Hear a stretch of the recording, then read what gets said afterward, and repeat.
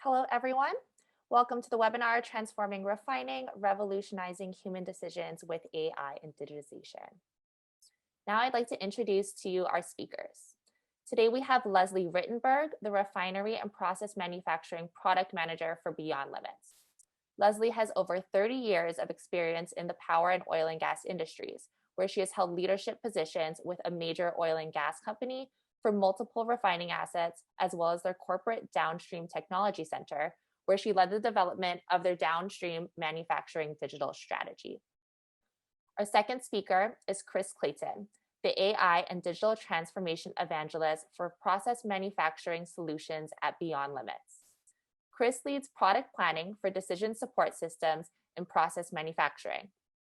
Chris's experience is in business development within the AI industry, with a focus on process innovation and new messaging frameworks to achieve product portfolio improvements. Now, without further ado, I'd like to pass it to Chris. Awesome. Thank you, Ashley. Well, good afternoon, good evening, depending on where you are in the world.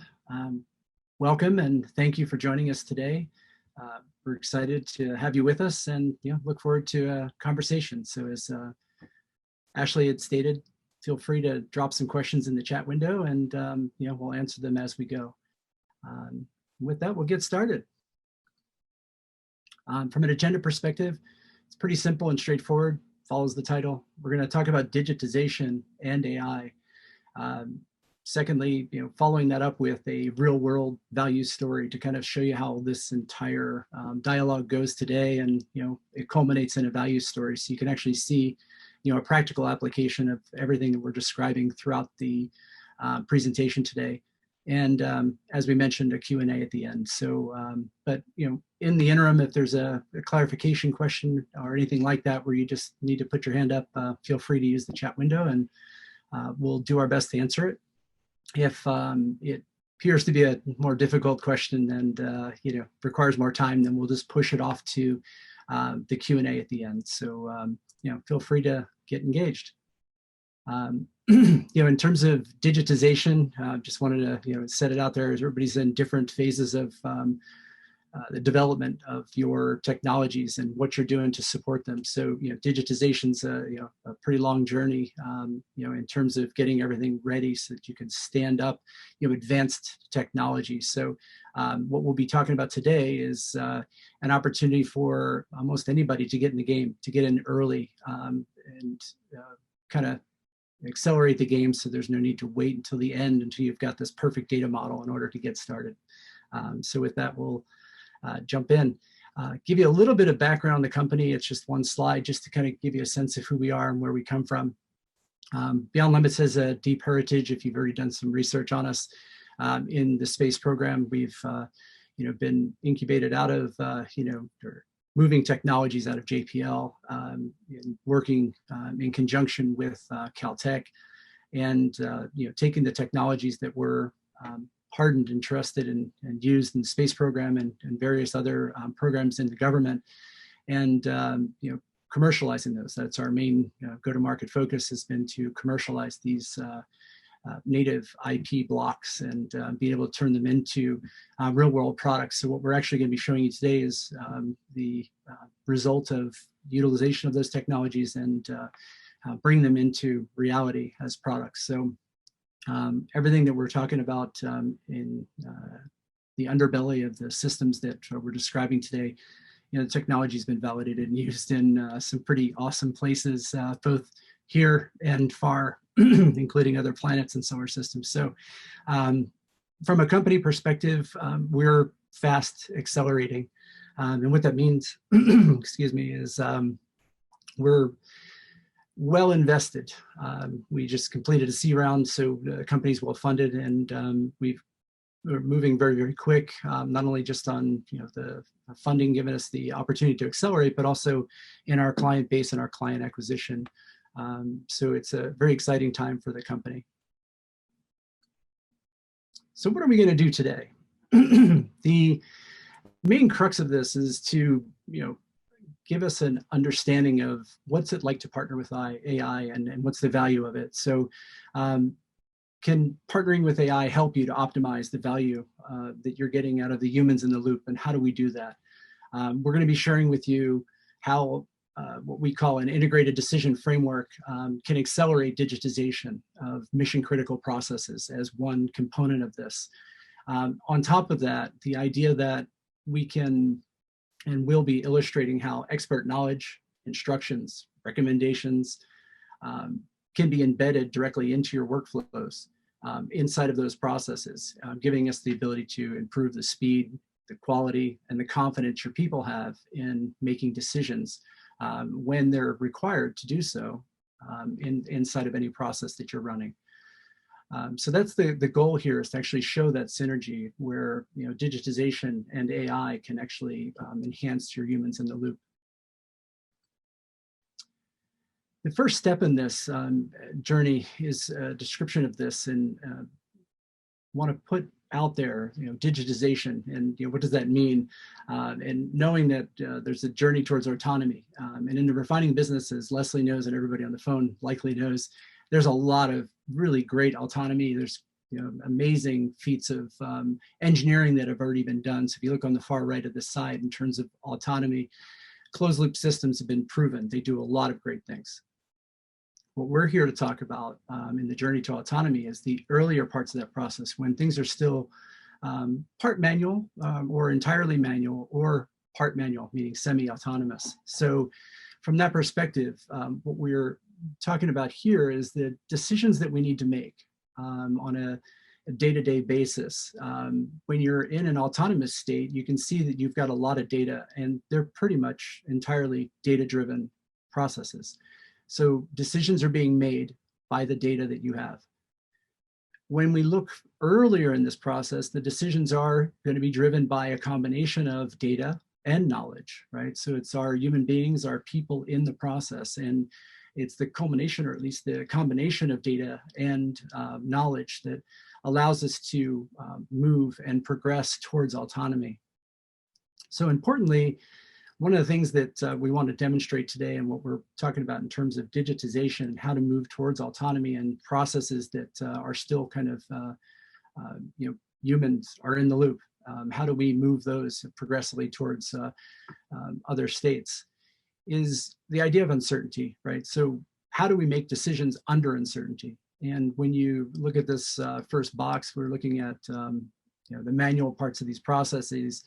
And they're still manual because there's a lot of ambiguity and subjective nature of the decisions. How do we resolve a particular situation? It requires knowledge. In some cases, it might be from multiple people in order to solve a particular problem. So where there's lots of uncertainty, there's a marriage of knowledge and data. And then as we progress in these processes and get more mature, we, as I mentioned earlier, get to a place where it's unambiguous and objective. There's data driving these decisions. So the important part of this message is really all about that journey, and that we can use digitization and forms of AI in order to bridge the gap, to get there faster. How do we get you to some level of standardization of best practices in order to slowly and incrementally improve our ability to make better decisions, even in the absence of data? And a little bit of a callback to our history. We pull up this slide and the image on purpose to demonstrate that when you think about the space program, if NASA had waited to have enough data to reduce uncertainty and ambiguity, the rovers would still be on this planet, not on Mars. So what we glean from that is the idea that that uncertainty under the curve, where knowledge is necessary, just like in the space program, these machines were loaded up with knowledge and ideas and expertise. So when data was missing, they could still operate. They would seek to solve a problem. And there are methods that we employ in order to help augment a machine and augment human beings in order to make decisions in the absence of data. So just hold on to that, and we'll share more in a moment on what that means for us. Any questions? Welcome, everybody. It's a pleasure to be part of the conversation today. And what I'm going to touch on briefly is closing the profitability gap. If there has been something I've learned over the years, it's been that refiners and folks in the process manufacturing space are fantastic at finding that next incremental value. And I think digital has given us the opportunity to continue to expand and grow on that. If I think about, what is highly complex in this challenge of that profitability gap, we see day to day that we become very good at the planning process.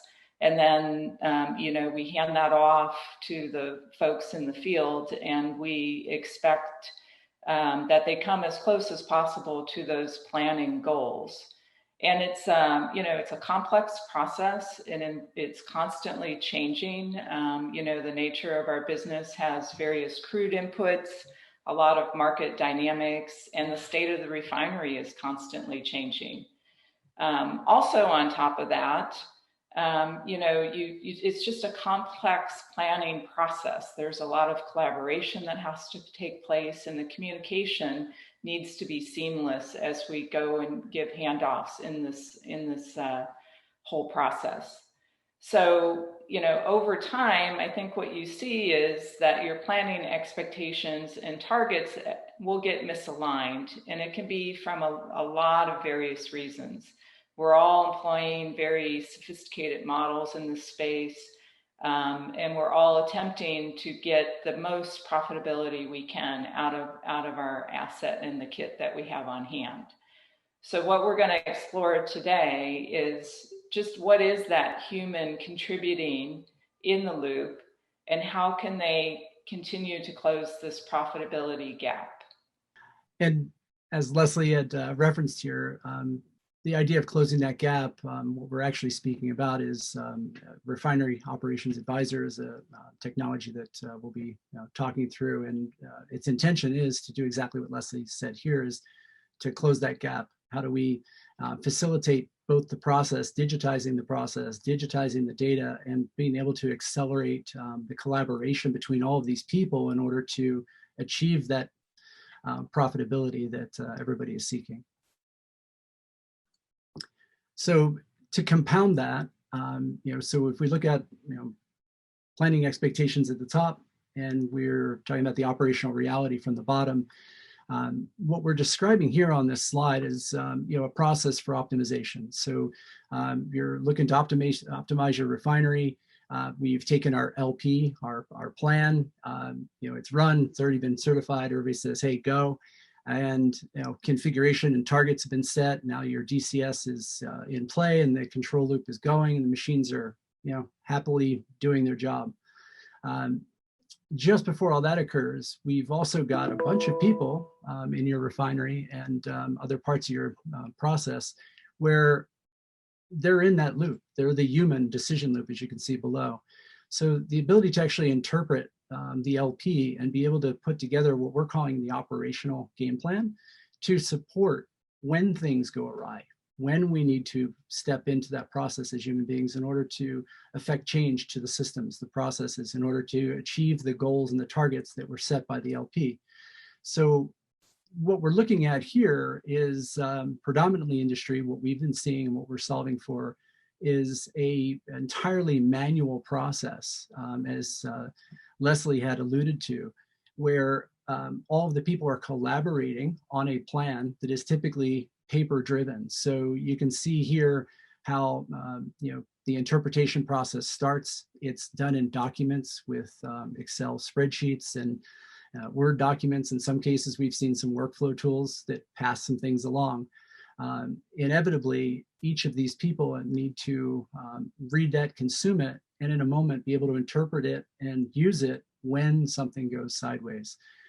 So operating to the plan that's been set can be challenging. The instructions within the operational plan, are manual, as we mentioned.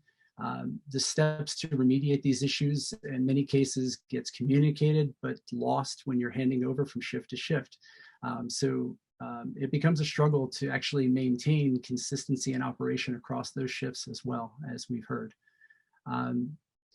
Another piece that we have heard in industry is once we've made some human action and we've made some modifications to the system in order to get it back to plan, to move us back towards our targets and our objectives on our volumes, is the ability for information to flow back up. So current process being manual, there's a minimal ingestion of learning from the organizational perspective in order to get that data back up so that we can learn, was the plan effective, so that we can learn were the changes we made or the moves we've made effective, and how well aligned are we. So there's a feedback loop that's been missing in this in terms of making it a full cycle so that we can improve through time. So that's the concept of the manual decision support process that we've seen as part of the challenge in achieving profitability, as Leslie described. In order to solve that, we have applied, as we mentioned previously, the idea of digitization plus AI.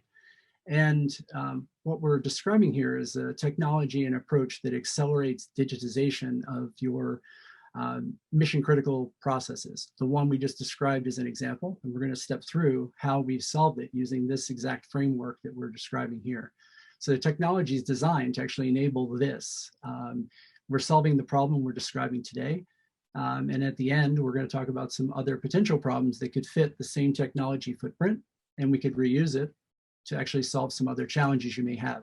So for today, as you're looking at this, think of it from the perspective that this technology is enabling your process and system experts the ability to digitize their processes and then encode their business logic and instructions within them. This would result in what we're seeing is it results in faster, higher quality decisions. And in many cases, we are confident decisions from the people who actually get the information and are able to affect change in a moment in time. So the goal is really, as we mentioned earlier, to optimize the value of the human decision loop, right? So if you look from left to right, a lot of machinery combining ultimately to inform a human being at the end, a person who needs to take action on a system or process, right? So when you look over on the far left-hand side, the concept that we're bringing to bear on this from an AI perspective is to effectively give a machine the ability to sense, to think, solve, recommend, and learn. So on the left-hand side, part of the digitization process here is, a lot of PI data. Most everybody here is used to the PI data, but think of it as sensor data that you've got on your processes, systems, units across the refinery. So input data and client data in this case would be sensors, crude data, lab data, anything that's going to inform and effectively improve decision-making at the end by a human being. So if you look on the left-hand side, as I mentioned, data's coming in, and then we've got to think about it. What's actually happening? So the idea of thinking or perceiving what's actually happening, to think, using different forms of statistical analysis and numeric AI in order to sense that data. We see the sensing going on. Now we need to think about it. What is actually happening so we can actually determine what is the cause of the problem? Why are we on or off target? And then moving it over further in this process into what we call symbolic AI, or human-like reasoning is what we're applying. In this case, it's the ability for us to encode, as I mentioned a moment ago, expert knowledge, instructions, physics models. There can be a lot of different things that are embedded inside of the process by your people in order to support the ability to solve a problem in a moment in time and augment the thinking process of your humans in the loop. So by combining all of these things together, we get the opportunity to then classify the problem. What are we actually seeing? Provide some level of a confidence score, provide recommendations, and on top of that, an audit trail. So effectively giving what you'll hear in the market as explainable AI. Everything that I just described here not only defines the problem, isolates it, and identifies it, but it also gives us an opportunity to describe what the machine's doing underneath to actually come to a recommendation and providing that so that the human at the end of the day can actually make an effective decision. So everything that we're showing you throughout today is based on this technology. So now that we just described a problem state, right? So planning and executing to that plan, operational reality being in conflict, and how do we solve for it? And then a process that actually supports the human in the loop for resolving those challenges so that we can actually attain profitability. In this slide, Leslie's going to describe, what's the solution state look like? So as we just described, the technology that's under here that combines AI with digitization, taking your data assets and being able to actually leverage those to sense, think, solve, recommend, all of those things, being able to then use the technology to effectively solve for the challenges we mentioned. So Leslie, if you want to take it from there. Yeah, thanks, Chris. So, this is really in comparison to what folks are using in your plant as it would relate to the manual process. And as Chris alluded to earlier, a lot of questions I always hear in the digital space is where do I start? How do I even begin this? And so again, it's about going to your subject matter experts who have vast amount of experience. These are your optimization engineers, your folks in the center of your technology organizations that have vast experience with certain process technologies. And how do we start to codify what kind of rules they would put in place to improve the commerciality of your plant? By going and starting to break it up into manageable sections of your facility, we can start to upscale basically the direction that we're giving to your operations team that would represent that human knowledge that's now getting done manually, and in fact probably many times over. I always had a saying that we relearn the same problem over and over again in the facility just because of the experience changes and the people that are in the plant at that time. So, what are some of the things that we hope to improve with a system like this? We're certainly digitizing business knowledge from subject matter experts. And by codifying that, we're creating a higher level of security in our industry, because these subject matter experts may not be as easily replaceable as they are today. Also, we're improving profitability in the plant. These would be things associated with product giveaway, product upgrading, catalyst life cycles, things that we're always trying to get incremental value. We're also removing silos. So we know in a normal operating control room, there's many different operating areas. And at times, they need to communicate well with one another. A system like this starts to create that seamless communication so people can understand what the opportunities are around all of our complex systems. And then over time, the operations team becomes much higher in their confidence level to make faster decisions. They reduce the calls and load on our engineers so that engineers can work on higher value added items.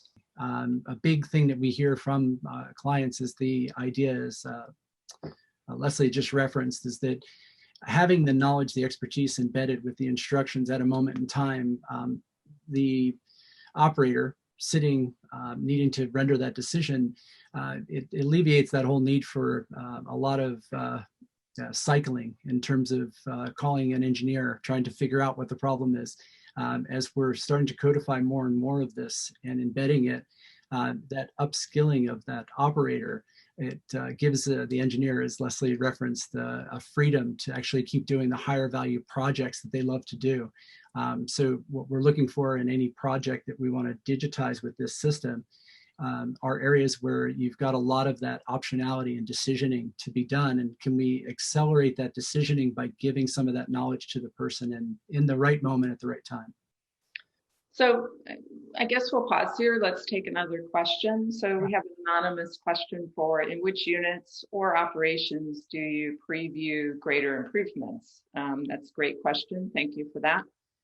I would say a couple things, right? So in the one example we'll share with you a little bit later in the presentation, it was in an area that was causing the greatest level of constraint for this refinery. And they have a very complex refinery. And so that was an area to them that they felt like they could get the greatest value. I would say other opportunities would relate specifically around, our cracking units. Certainly the feed quality and consistency we send to those cracking units can be a great challenge that, again, the human decision-making goes to. Additionally, across systems. So, in other refinery that we're helping, we're going to implement the system that will go across their entire distillate system and coordinate across the various systems based upon what they're experiencing on their product giveaway to better upgrade their products as it goes across the various units. So again, it's not really meant to be restricted to only those cases, but it's intended, again, where you think you can add value around that human decision-making process. And then I'll take one more question. Do you use dynamic process models to teach your AI for a particular process? i.e. so the AI can see upsets from a digital twin to recognize when a similar upset will occur in the real plant. So Chris, I don't know if you want to touch on that or not. Yeah, I think that's a broader question that we could answer later. The initial implementations that we're demonstrating today are focused more on the human reasoning component of this, where understand the problem, and we can be using models that you provided to us or our own diagnostics for actually identifying when we're off target, and then needing to do some excursion or triage to actually find out what is the cause so that we can actually then identify a solution. So the identification and then solution, we're using a lot of human-like reasoning as we described for now. What you just described, or at least in your question, it feels like, can we actually, apply some other forms of AI to actually interrogate other systems, or to, effectively answer this problem with that type of learning to kind of prep the system. So, I think we probably should revisit that as a deeper question at the end, because there's a couple different ways that we could answer that one. For now, I just want to make it clear that what we're talking about is more human-like reasoning in the moment. And basically, this is your teams encoding it, giving it its logic, giving the knowledge, and the system's getting smarter through time, through that learning.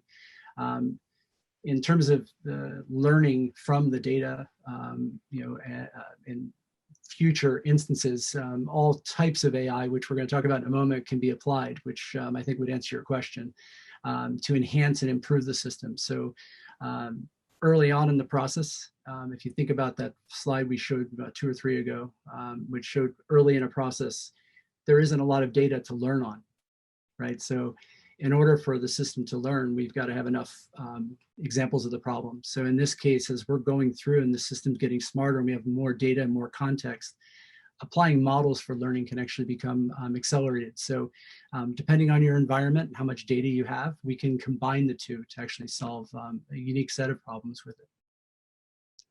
So I don't know if, Leslie, you want to add anything to that? No, that was good. Let's well, we have one more question, but let's go on to the next slide, and then we'll come to this next question. Yep. And let's, I don't know if you want to touch this one, but the idea of effectively what we're doing in this use case in particular is, the DMCs provide a lot of powerful functionality and technology to help the control loop to stay a control loop and keep everything running and working. Effectively, what we're implementing here is parallel to that. So we're saying that ROA is to the human decision loop what that DMC is to the control loop. So when you think about how we're specifying instructions that drive those control loops, what can we provide to specify instructions and tighten the human loop so that we can actually certify and improve upon those decisions that need to be made in order to get us back on target. Right. So that generally answers the question Neil has raised. He asked, does the technology run in a closed loop? And specifically, it does not run in a closed loop. Again, it's meant to be dynamic and capturing what the expert knowledge is that would assist an operator in real time based upon codifying some rules, as well as monitoring the plant in real time to see how the plan is being executed. Yeah, that's a great question. And that was the intention of this as well. And you see the control loop here with the yellow boundary, it's basically suggesting that our platforms are sitting separate. We're outside that control loop on purpose. It's an augmentation of the human decision loop and partnership between ourselves and the control loop. So there's a way for us to actually, the more integrated we get, the better, because it shortens the decision time frame. So Leslie, I guess that's the end of those questions? Yes, that is. Awesome. You're up. Let's see if you can give us Okay, so, as we've been touching on, Refinery Operation Advisor is really focusing on components in the planning process, how we execute that plan in the operations phase, and then how do we continue to improve as we would want to incrementally gain more profitability. And so in that process, you're going to see that the plan is, I don't know if you want to click the animations there. Yeah, that the plan comes from folks like optimization engineers or process engineers in your planning. They're using sophisticated tools and models to help shape that plan. And then we hand that off and give it to operations to execute. In real time, what's happening is now, operations will typically get feedback from the plant in that sensing.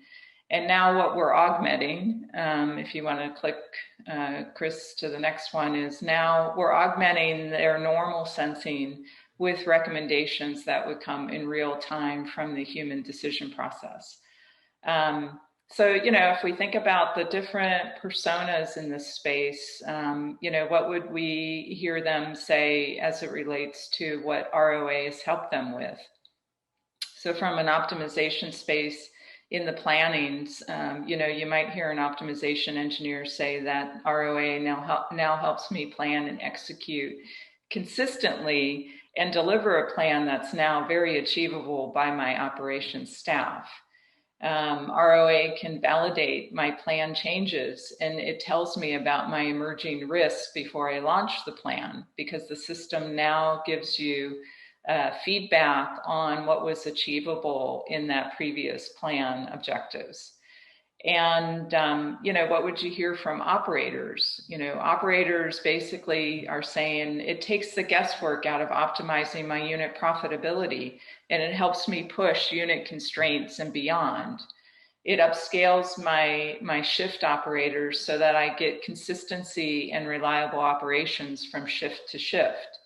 And it narrows my focus around key objectives so that I can provide corrective action and see risks emerging in real time.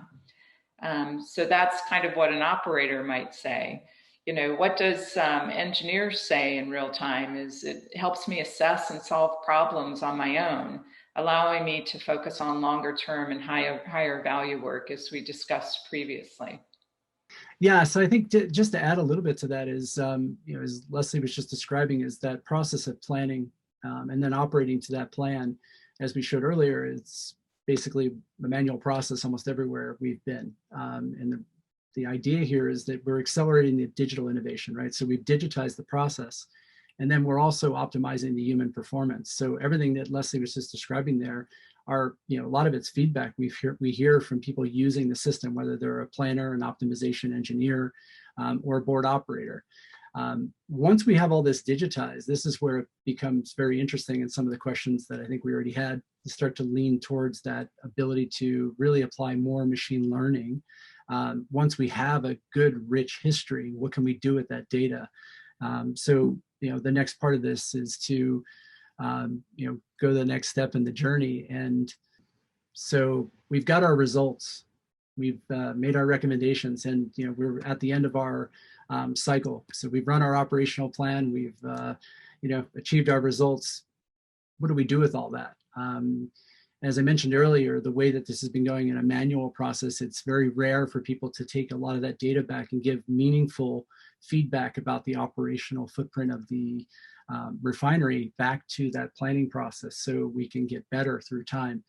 We've now, through this process, digitized both the plan that you're executing against and what has happened. So now we've got a very rich history of the strategy. What are we going to do under what condition? What were we setting up to do? What was our planning expectation and our revenue targets, our product targets, our quality targets? All of those things are set, and we deviated. So now the ability to actually historize all of that and make it so that we can use it in future planning cycles is huge. So we're learning from the plan. We're going to learn from the recommendations that were made. How did they perform? We can learn from the human action. They may have refused the recommendation. What happened then? Being able to actually isolate all this and digitize that in a really nice structure gives us an opportunity to do all kinds of interesting learning to then expose new opportunities. And some of our future functionality that we're planning for to enable a planner to actually sit and test a new plan on the current state of the refinery and say, how's this plan going to perform? Being able to validate that a little bit more aggressively than you would before, so that we can shorten that cycle and reduce that profitability gap all in one. So big part of this is the improved capability. Initially is a lot of retrospective analysis. In addition, adding in a lot of robust machine learning and different types of deep learning as we go forward, as this data set gets richer, is going to be a great opportunity for everybody. We've proved out the system with a major refiner that embraces crude flexibility. They are actually one of the top 10 largest refineries in the US. Highly complex, approaching a Nelson complexity close to 10. And they have 3 pipe stills on the front end of their refinery that is running various crudes. Before the system was implemented, daily instructions to the operators to align the plant to the latest commercial targets required a lot of personal engineering time, a lot of operator hand-holding. With that, they had made a major investment to the plant, and the operators were used to operating the plant in a manner they were comfortable with prior. And as everybody knows in the industry, when you make a major brownfield investment, you run into other design issues that maybe weren't quite expected as you expanded the plant. And in this particular case, this refiner had reached some new constraints in their naphtha system that they had not expected with the major investment. So we easily started to codify some of the rules that were needed to operate the naphtha system in a more profitable manner. And, now have the full operations staff engaged with how to incorporate this knowledge. Culturally, it's been very well accepted, simply because the operators recognized just how challenging it was in this part of the plant to really operate it and deliver consistently to the commercial plan.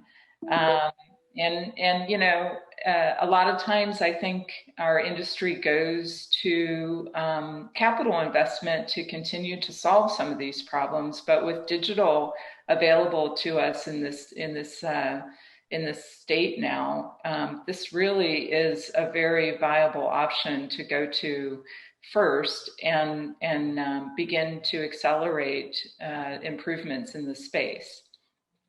So what are some of the feedback we received is, as they went from campaign to campaign, the time that now it takes to get that plant to steady state and meeting that plan objectives now has reduced. They're seeing improved product yields. They now are upgrading lower value products to higher value products. They have a more capable front line. They can make decisions faster and have confidence in those decisions that it's meeting the commercial objectives.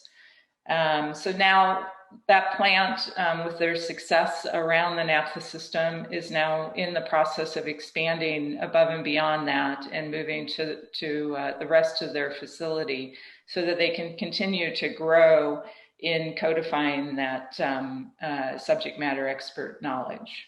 So the example we just shared and what Leslie walked through, as she mentions, on a naphtha system. So backing up to what we had spoken about earlier is the ability to accelerate digitization and refinery processes. Leslie was saying some of current engagements, people are talking to us about distillate. Some will talk to us about a unit that's very complex and looking to improve its efficiency and profitability. So backing up and saying, the platform itself, as we described it, to able to digitize and add AI in order to support you. This is the underlying structure by which you would digitize your refinery. So in that context, the very first step is this is your engineers being able to actually create a system diagram. So take a look at system or unit and build your own diagram of your environment. Be able to then localize it so you can actually think about it from in terms of the decisions that need to be made or who's actually operating the unit. Being able to create those boundary zones so you can actually understand how to allocate decisioning across the system, zone, or unit. So the next piece of this journey is the setup and configuration would be just to assign all the different sensors that you have for managing that one particular zone or system or unit. The idea here is that we're giving the power to the engineers. It's designed by engineers and it's going to be configured and installed or implemented by engineers. So we support this process, but the goal here is in the current client example that we just shared, they're rolling out into new systems, into new units on their own by just sitting down, set up their zones, hit some sensors, get it all lined up. So now I can sense the world. The next step in the journey is, okay, so now I can sense the world and I can start to think about it and solve for it. What would that look like? So step 2 is you would create and collaborate on plans as a goal for setup. So now you can do what Leslie and I were just referencing in terms of planning. You're interpreting your LP, your linear plan, creating a plan of your own that actually communicates and collaborates with your downstream teams to effectively deliver upon that, setting up your operation to effectively deliver on your planning objectives. So that plan you're constructing is put directly into the system by your engineers to effectively deliver on the plan.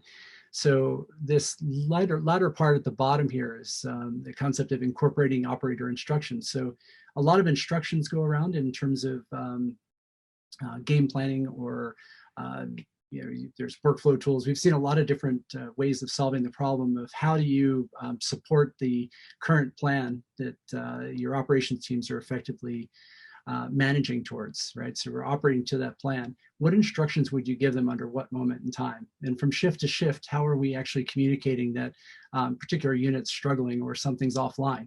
How does that information get transferred and who's actually looking at it? On a moment in time, where is that information and do they have it at their fingertips in order to solve for the challenge they have? Effectively, what you're doing here is being able to set up your game plans and allow your people to actually construct the world to support the way that your best practices are established to support that operating plan.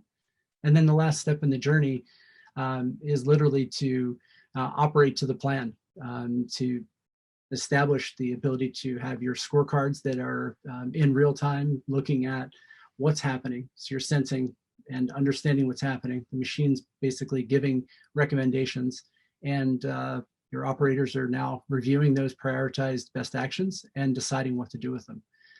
So everything we're describing here is part of what is delivered. So whether we come in with a refinery established first model that you use, or starting from scratch, your teams can actually use this. So once it's in place, you can scale up and scale out as quickly as you need to.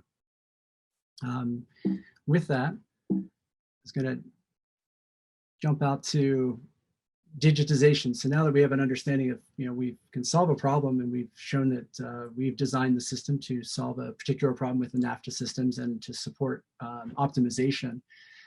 These are some of the other processes. I think, Leslie, one of the questions earlier was about crude purchasing. So, this is one of the ideas of crude predictability and purchasing. Startup and shutdown guidance could be configured into the same system we just showed you. And then the idea of asset health monitoring can also be done. So with that, we wanted to kind of jump out to the Q&A and spend the last few minutes answering your questions, and using this list here as a potential starting point for digitization in your world. So we have a question from Chintan Mistry. Thank you for your question. Can it be used for refinery tank farm management?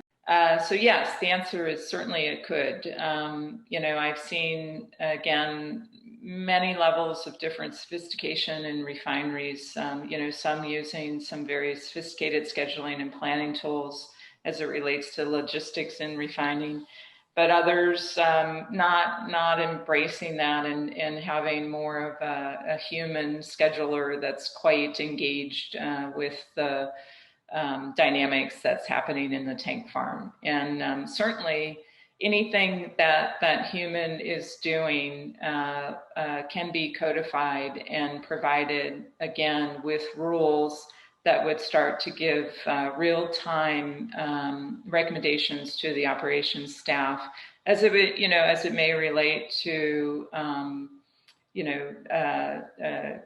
crude blending as it feeds into your unit, or logistics challenges that you have on the product side. So certainly a very rich area from a commercial standpoint, as again, we've seen our refineries incrementally debottleneck, and they get into that logistical battle with not having enough tank inventory to manage everything that they want to do. And then from Juliana Almeida, to overcome the subjective of human decision, you should consider lots of information for the algorithm to learn. For you, what is an adequate length for the database? Sometimes there are many events of the same type.